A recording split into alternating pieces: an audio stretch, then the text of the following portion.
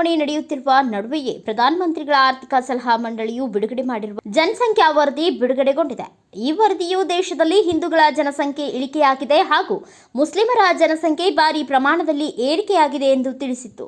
ಚುನಾವಣೆಯ ಹೊತ್ತಲ್ಲಿಯೇ ಬಿಡುಗಡೆ ಮಾಡಿರುವ ವರದಿಯು ದೇಶದಾದ್ಯಂತ ವಿವಾದದ ಕಿಡಿ ಹೊತ್ತಿಸಿದೆ. ಈ ನಡುವೆ ಈ ವರದಿಯನ್ನು ಆಧರಿಸಿ ಕೆಲವೊಂದು ಮುಖ್ಯವಾಹಿನಿಯ ದೃಶ್ಯ ಮಾಧ್ಯಮಗಳು ಸರಣಿ ಚರ್ಚಾ ಕಾರ್ಯಕ್ರಮಗಳನ್ನು ನಡೆಸತೊಡಗಿವೆ. ಇಂತಹದೇ ಒಂದು ಚರ್ಚೆಯನ್ನ ಕನ್ನಡದ ಸುದ್ದಿವಾಹಿನಿ ಸುವರ್ಣ ನ್ಯೂಸ್ ಕನ್ನಡ ನಿನ್ನೆ ಪ್ರಸಾರವಾಗಿದೆ. ಮೇ 9ರ ರಾತ್ರಿ 8:30ಕ್ಕೆ ಪ್ರಸಾರಗೊಂಡಿರುವ ಈ ಕಾರ್ಯಕ್ರಮವನ್ನು ಸುವರ್ಣ ನ್ಯೂಸ್ನ ಅಜಿತ್ ಹನುಮಕ್ಕನವರ್ ನಿರೂಪಿಸುತ್ತಿದ್ದರು.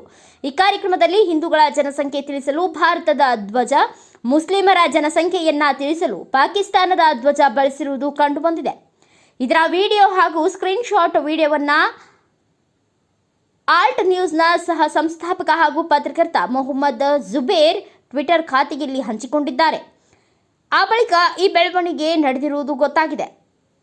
ತಮ್ಮ ಟ್ವೀಟ್ನಲ್ಲಿ ಮೊಹಮ್ಮದ್ ಜುಬೇರ್ ಅವರು ಭಾರತೀಯ ಹಿಂದೂಗಳಿಗೆ ಭಾರತದ ಧ್ವಜ ಮತ್ತು ಭಾರತೀಯ ಮುಸ್ಲಿಮರಿಗೆ ಪಾಕಿಸ್ತಾನದ ಧ್ವಜ ಬಳಸಲಾಗಿದೆ. ಏಷ್ಯಾ ನೆಟ್ ಸುವರ್ಣ ನ್ಯೂಸ್ ಕನ್ನಡ ಮತ್ತು ಅದರ ಆಂಕರ್ ಅಜಿತ್ ಹನುಮಕ್ಕನವರ್ ಪ್ರಧಾನಮಂತ್ರಿಗಳ ಆರ್ಥಿಕ ಸಲಹಾ ಮಂಡಳಿಯ ವರದಿಯನ್ನ ಚರ್ಚಿಸುವಾಗ 20 ಕೋಟಿ ಭಾರತೀಯ ಮುಸಲ್ಮಾನರನ್ನ ಪಾಕಿಸ್ತಾನದ ಧ್ವಜ ಬಳಸಿ ಚಿತ್ರಿಸಿದ್ದಾರೆ. ಕರ್ನಾಟಕದ ಸಂಘಟನೆಗಳು ಆಂಕರ್ ಮತ್ತು ಚಾನೆಲ್ ವಿರುದ್ಧ ದೂರು ದಾಖಲಿಸುತ್ತಿವೆ ಎಂದುಕೊಂಡಿದ್ದೇನೆ ಎಂದಿದ್ದಾರೆ.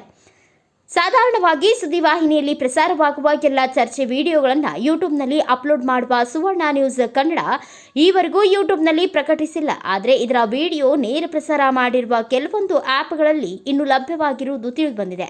ಈ ಬೆಳವಣಿಗೆಯ ಬಗ್ಗೆ ಸುವರ್ಣ ನ್ಯೂಸ್ ಕನ್ನಡ ಚಾನೆಲ್ ವಿರುದ್ಧ ದೂರು ನೀಡಲು ಬೆಂಗಳೂರಿನ ಕೆಲವು ಸಾಮಾಜಿಕ ಕಾರ್ಯಕರ್ತರು ಚಿಂತನೆ ನಡೆಸುತ್ತಿದ್ದು, ಮೇ 11ರಂದು ಬೆಂಗಳೂರಿನ ಹೈಗ್ರೌಂಡ್ಸ್ ಪೊಲೀಸ್ ಠಾಣೆಯಲ್ಲಿ ದೂರು ನೀಡಲಿದ್ದಾರೆ ಎಂದು ತಿಳಿದುಬಂದಿದೆ.